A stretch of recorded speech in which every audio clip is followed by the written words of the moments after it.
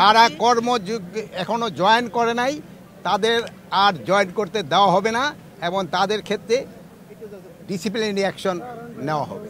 তাদের থেকে কোনো ধরনের তাদের মাফ করা হবে না। তারা হয়তো এর ভিতরে কিছু কিছু আছে তারা বিভিন্ন অপকর্মের সাথে জড়িত, এই জন্যই তারা জয়েন করে নাই।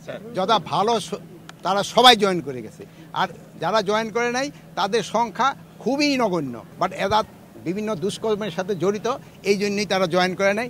এদের যদি পারেন আপনারাও আমাদের কাছে ধরিয়ে দেন। এই ম্যাজিস্ট্রেট পাওয়ার দেওয়া হয়েছে জনগণের সুবিধার্থে।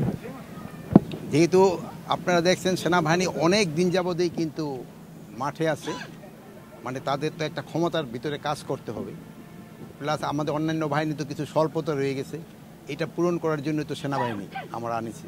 যেমন এই যে ম্যাজিস্ট্রেট পাওয়ারটা, এইটার সুবিধাটা ভোগ করবে বাংলার জনগণ।